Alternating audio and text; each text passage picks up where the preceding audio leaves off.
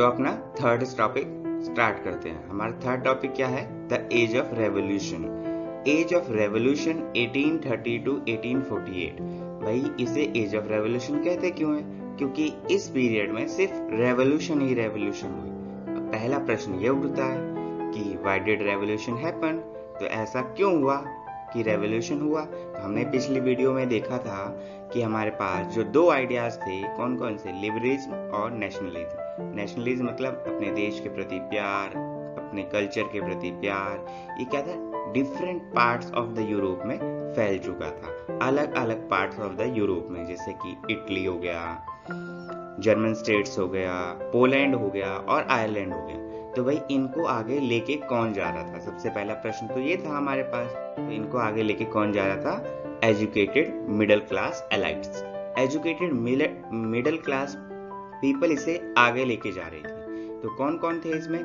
पहले थे professors, clerks, school teachers, और जितने भी स्कूल टीचर्स थे, प्रोफेसर्स थे, क्लर्क्स थे, वो सब किस में आ रहे थे? एजुकेटेड मिडिल क्लास एलाइट्स में। ठीक है, तो ये तो हो गए कारण कि हमारा जो एज ऑफ रेवोल्यूशंस थे उसको कौन ले जा रहा था। अब देखते हैं, सबसे पहले हमने बात करनी है 1830 की। 1830 में सबसे पहले आपको दो चीजें याद रखनी है, एक तो जुलाई रेवोल्यूशन और दूसरा ग्रीक रेवोल्यूशन। जुलाई रेवोल्यूशन में हुआ क्या? भाई जुलाई रेवोल्यूशन में जो बॉर्बन किंग था उसको ओवरथ्रोन कर दिया गया। बॉर्बन किंग के बारे में आपको पता होगा, पिछली वीडियोस में हमने देखा था कि जब फ्रेंच रेवोल्यूशन हो रहा था तो 1789 के करीब, तो फ्रेंच रेवोल्यूशन में बॉर्बन किंग को ओवरथ्रोन कर दिया गया था। लेकिन जब नेपोलियन आया तो उसे रिस्टोर किया गया था, जो ट्रीटी ऑफ वेना में मैंने बताया था आपको। ठीक है, तो क्या हुआ, जब ये ओवरथ्रोन कर दिया गया बॉर्बन किंग को, तो एक वहां पर कॉन्स्टिट्यूशनल मोनार्की सेटअप की गई। कॉन्स्टिट्यूशनल मोनार्की का मतलब राज तो राजाओं महाराजाओं का ही रहेगा, लेकिन अब वो एक कॉन्स्टिट्यूशन के अकॉर्डिंग ही सब कुछ चलेगा, वो अपने अकॉर्डिंग कुछ भी नहीं कर सकते। ठीक, इससे क्या हुआ कि लुइस जो फिलिपी थे उसको इसका हेड बनाया गया। किसको हेड बनाया गया? लुइस फिलिपी को। अब दूसरा जो हमने देखना है इसमें कि यहाँ पर एक स्पार्क जनरेट हुआ। कहाँ पर? ब्रुसेल्स में। मतलब ब्रुसेल्स के लोग जो थे वो उस समय under the United Kingdom of Netherland थे।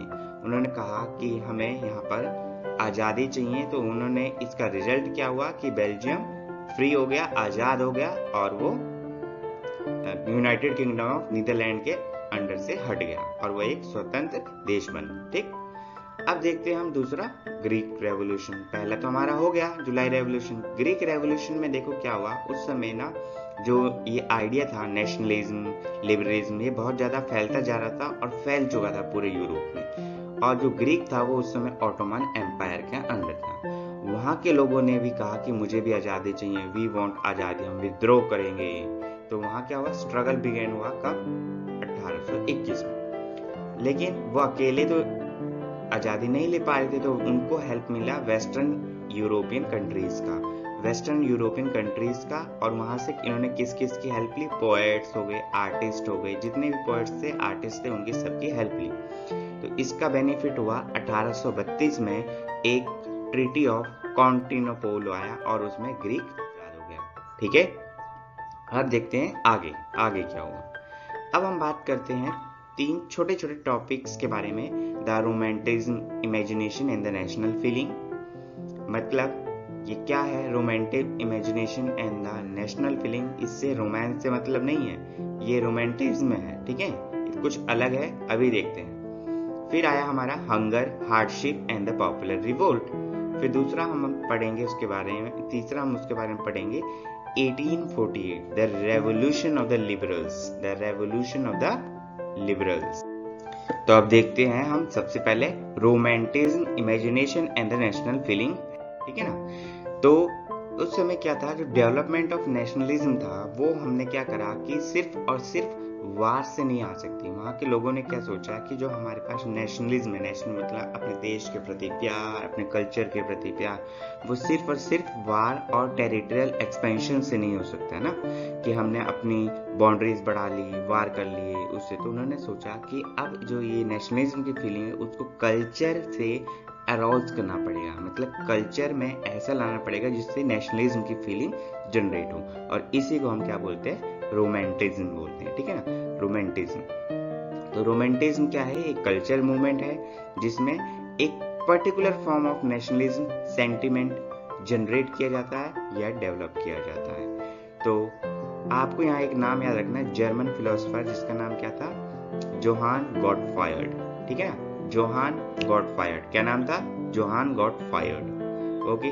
तो इन्होंने क्या कहा कि जो वहां पर फोक डांस थे, फोक सॉन्ग्स थे, फोक पोइट्रीज थी, उसमें जो है नेशनलिज्म की फीलिंग लेके आने, वहां पर नेशनलिज्म की फीलिंग लेके आने। फोक डांस का मतलब वहां के जो लोकल डांस थे वह, फोक सॉन्ग्स मतलब वहां के जो लोकल सॉन्ग्स थे वो, और पोइट्री वहां की होनी चाहिए। फोक सॉन्ग्स, फोक डांस और फोक पोइट्री से मतलब है, जैसे अभी हम वेस्ट बंगाल चले जाएं तो वहाँ का कल्चर अलग है, वहाँ के गाने अलग है, वहाँ का डांस अलग है, और यहाँ पर आ जाए नॉर्थ इंडिया में, यहाँ का कल्चर अलग है, तमिल में चल जाए वहाँ का कल्चर अलग है, वहाँ के गाने अलग है। तो इस तरह के फोक मतलब वहाँ के जो निजी क्षेत्र के गाने थे उसमें हमने क्या करने लगे, नेशनलिज्म की फीलिंग लेके आने लगे, ठीक है। हुआ क्या, अब देखते हैं आगे।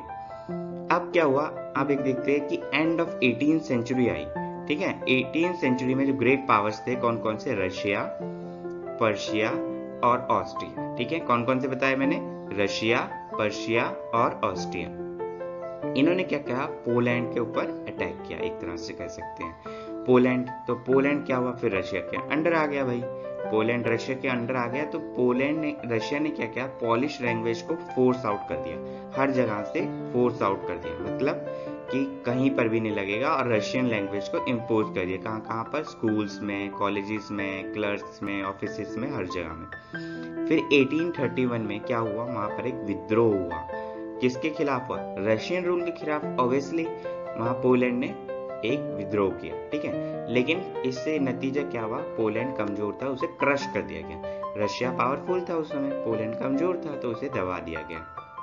और वहां पर जितने भी ये पॉप वगैरह थे, चर्च के वो लीडर्स थे, उन सबको क्या करते थे, या तो जेल में रख देते थे, या फिर कहाँ भेज देते थे, साइबेरिया भेज देते थे, जहां पर सबसे ज्यादा ठंड होती है। सबसे ज्यादा ठंड मतलब वहां पर -100 तक टेम्परेचर पहुंच जाता है, ठीक है। तो कहाँ भेज देते थे, साइबेरिया भेज देते थे। क्लियर हुआ ये। अब देखते हैं आगे। आगे हम देखेंगे आगे कि हंगर, हार्डशिप और पॉपुलर रिवोल्ट के बारे में। 1830, ये 1830 यूरोप का सबसे कह सकते हैं स्ट्रगल वाली ईयर थी। उस समय क्या हुआ, वहां पर पॉपुलेशन इंक्रीज हुई। पॉपुलेशन इंक्रीज हुई तो लोग क्या हुए, सिटीज मतलब गांव से सिटीज की तरफ भागने लगे। सबको खाने के लिए पैसा चाहिए था भाई, कमाई के लिए पैसा चाहिए, तो लोगों ने सोचा गांव से शहर की तरफ चलते हैं, वहां नौकरी मिल जाएगी। लेकिन ऐसा हुआ नहीं। फिर क्या हुआ, वहां पर मशीन मैन मेड गुड्स आने लगे, कहां से, इंग्लैंड से, और वो सस्ते हुआ करते थे। इससे क्या हुआ, वहां के यूरोप के जो लोकल प्रोड्यूसर्स थे उनको बहुत लॉस होने लगा। और 1848 में ऐसा आया कि किसी को भी अनएम्प्लॉयमेंट बढ़ गया, किसी को भी जॉब नहीं थी, वहां पर अनएम्प्लॉयमेंट बहुत ज्यादा इंक्रीज हो गया, और पेरिस जो था वो सड़कों पे आ गया। क्या हो गया, सड़कों पे आ गया। तो जो लुइस फिलिप्स था ना, जो अभी राजा था, उसको क्या करा, यहाँ से हटा दिया गया, ठीक है। लुइस फिलिपी को यहाँ से हटा गया थे, भैया तुमसे कुछ ना होगा, तुम वापस आ जाओ, ठीक है। तो उनको हटा दिया गया। अब देखते हैं आगे क्या हुआ, ठीक। तो इसमें क्या हुआ, नेशनल असेंबली एक चेंजेस आए कुछ। नेशनल असेंबली ने एक रिपब्लिक प्रोक्लेम किया। जब लुइस फिलिपी को हटा दिया गया तो नेशनल फिलिपी ने एक प्रोक्लेम करा रिपब्लिक। उन्होंने क्या इंश्योर किया, right to vote, right to work, कि भाई हम सबको वोट देने का अधिकार देंगे और काम करने का भी अधिकार देंगे। अब एक छोटा सा कहानी सुनते हैं, छोटा सा। 1845 में क्या हुआ, वीवर्स ने एक रिवोल्ट स्टार्ट किया था अगेंस्ट द कॉन्ट्रैक्टर्स। क्यों किया था ये पता होना चाहिए। तो पेमेंट क्या हुई थी उनकी, बहुत ज्यादा डिक्रीज कर दी गई थी, मतलब जितना उनको चाहिए था या फिर जितनी उनकी मिनिमम वेजेस थी उसको बहुत ज्यादा कम कर दिया गया था। तो 4 जून 1845 2 बजे, कितने बजे, 4 जून 1845 2 बजे, वहां पर बहुत सारे वीवर्स ने क्या करा, प्रोटेस्ट कर दिया, और वहां का जो कॉन्ट्रैक्टर था वो अपनी फैमिली को लेके भाग गया। और भाग गया और वो 24 घंटे बाद आया। क्या आया? 24 घंटे बाद आया और उसने मर्डर कर दिया। ठीक है, कितने लोगों का? 11 व्यूवर्स का। अब देखते हैं रेवोल्यूशन ऑफ द लिबरल्स 1845 में। 1845 में क्या हुआ? रेवोल्यूशन ऑफ द लिबरल्स की बात कर रहे हैं। पहले तो ये किससे लेड करते थे? Led by the middle classes. ठीक है, और इनकी क्या डिमांड थी? Creation of the now nation states. Creation of the nation state क्या? नेशन स्टेट मैंने आपको बताया, same culture, same language, same tradition, same history. और दूसरी क्या डिमांड थी? Parliamentary principles. पार्लियामेंट्री प्रिंसिपल्स मतलब कॉन्स्टिट्यूशन होना चाहिए, फ्रीडम ऑफ द प्रेस होनी चाहिए, freedom of the association. Constitution मतलब क्या? कि हमारे पास एक लिखित में कॉन्स्टिट्यूशन हो, और फ्रीडम ऑफ द प्रेस क्या? कुछ भी बोलने की, लिखने की आजादी हो। फ्रीडम ऑफ एसोसिएशन क्या? हम अपनी पार्टी बना सकते हैं, या फिर हम अपना क्या कर सकते हैं, कुछ भी नेशनल पार्टी बनाना चाहें जैसे इलेक्शंस में, वो हमारे पास होने चाहिए पावर। तो ये था हमारा रेवोल्यूशन ऑफ द लिबरल्स। ठीक है, जिसको किसने लेड करा? एजुकेटेड मिडिल क्लास ने ही। दो डिमांड्स थी, nation states and the parliamentary principles. ठीक है, अब देखिए अब हुआ क्या? Political association German states. Political associations की बात करते हैं तो जो जर्मन रीजन के पॉलिटिकल एसोसिएशंस थे वो कौन डील कर रहा था? सिर्फ और सिर्फ मिडिल क्लास प्रोफेशनल्स डील कर रहे थे। इन्होंने क्या करा कि हम डिसाइड करा हम वोट देंगे किसको? जर्मन नेशनल असेंबली को।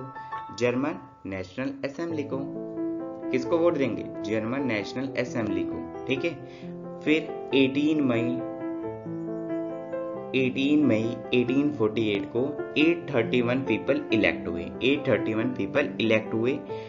अब उन्होंने एक क्या बनाया? जब ये इलेक्ट हो गए तो उन्होंने एक अपनी मेजॉरिटी बना ली। कहां पर? पार्लियामेंट में। तो parliament was dominated by the middle class.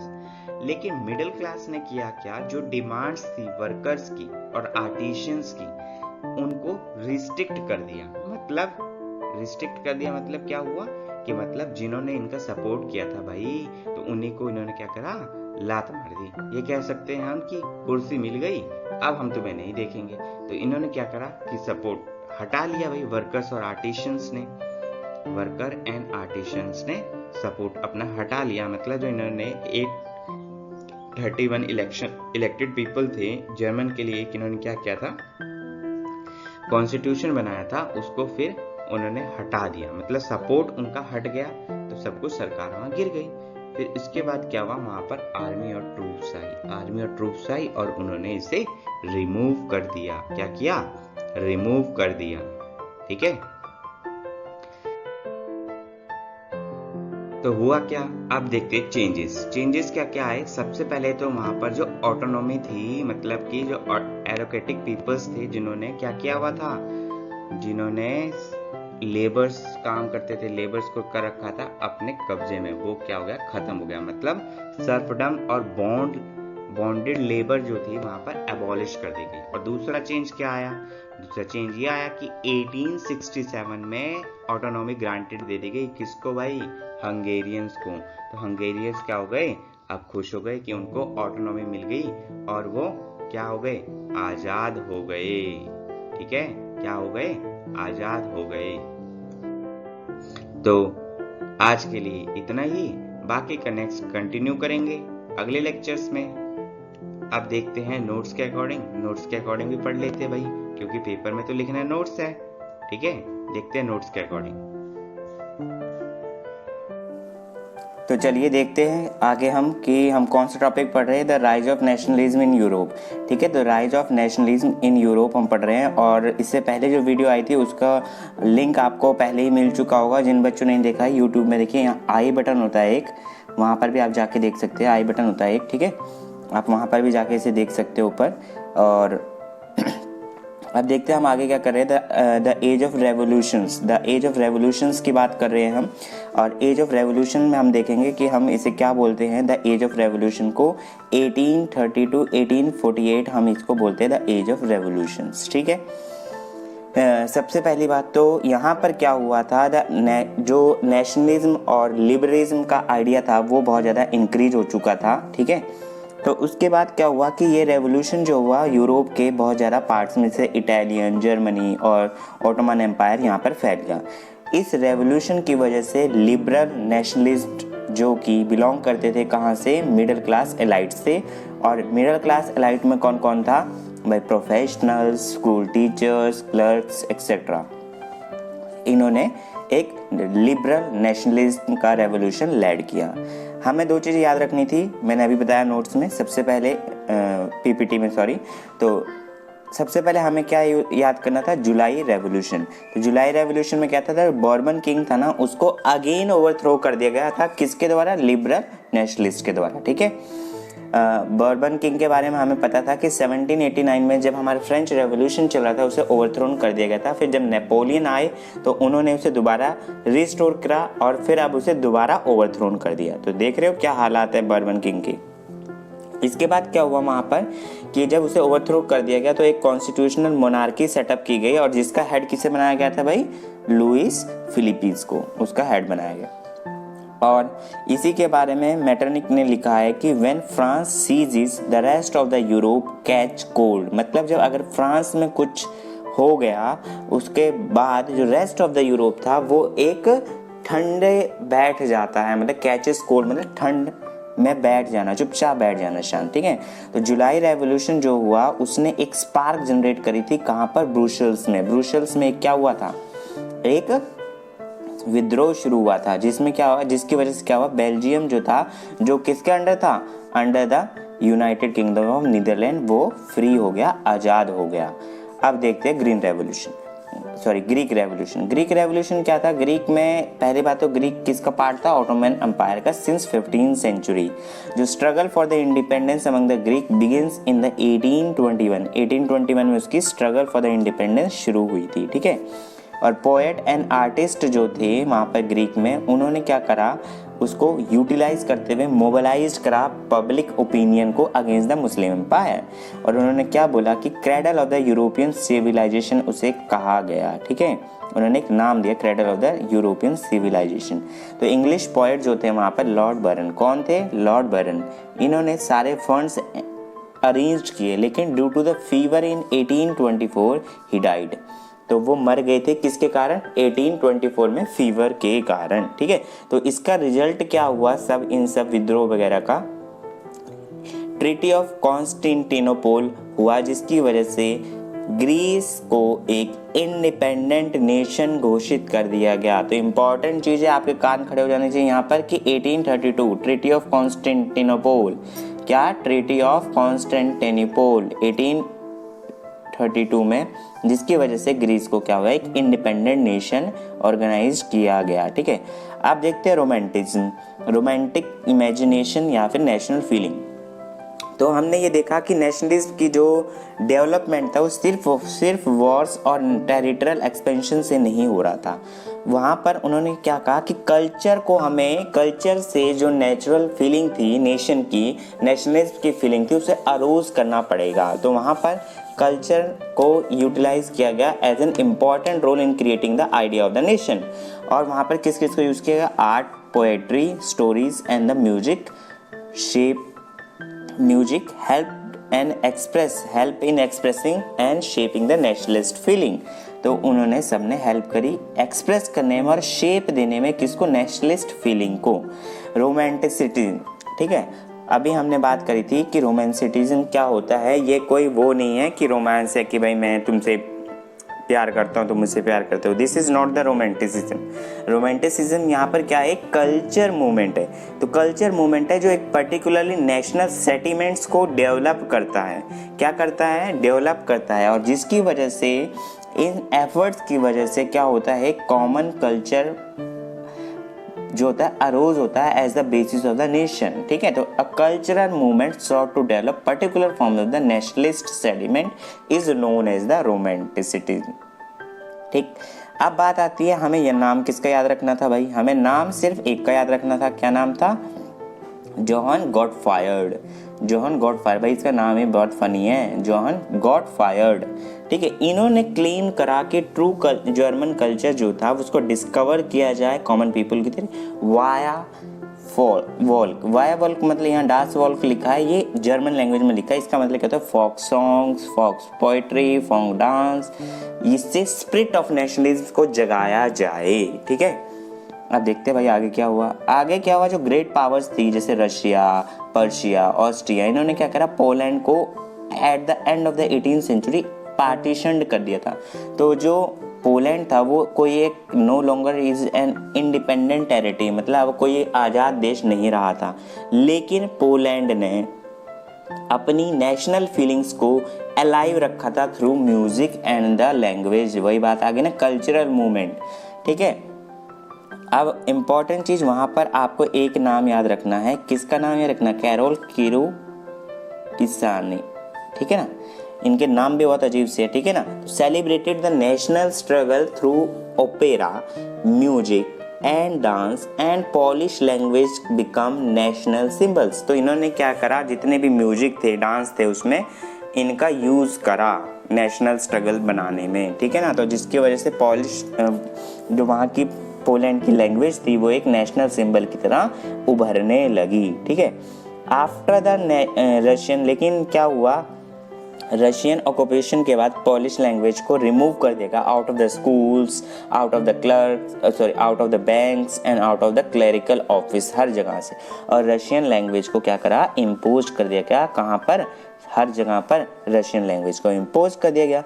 इसकी वजह से क्या हुआ, एक आर्म्ड रेलिवेशन हुआ जिसके against the Russian rule which was ultimately crushed because Poland की पावर इतनी नहीं थी, तो रशिया पावरफुल था, उसने उसे क्रश कर दिया। तो पोलैंड ने क्या करा, अपनी लैंग्वेज को as an weapon of national assistant use करना शुरू कर दिया। ठीक है, तो जितने भी रशियन में क्या करा, रशियन ने जितने भी प्रीस्ट थे, बिशॉप्स थे, उनको जेल में भेज दिया गया या फिर साइबेरिया भेज दिया गया। साइबेरिया जहाँ पर -100 तक टेम्परेचर चला जाता है। ठीक है, अब देखते हैं दूसरा टॉपिक। दूसरा टॉपिक हमारा क्या था भाई, hunger, hardship and popular movement, पर रिवॉल्ट या मूवमेंट। अभी मैंने आपको बताया था कि जो 1830 था वो एक ईयर ऑफ इकोनॉमिक हार्डशिप था। कहाँ पर भाई, यूरोप में। क्यों, क्योंकि वहाँ पर पॉपुलेशन इंक्रीज हुई, पीपल माइग्रेट हुए रूरल एरिया से अर्बन में कि हमें जॉब मिले, लेकिन ऐसा हुआ नहीं। और वहाँ से क्या हुआ, मैनमेड गुड्स आने लगा, चीप मैनमेड गुड्स कहाँ से आने लगा, इंग्लैंड से।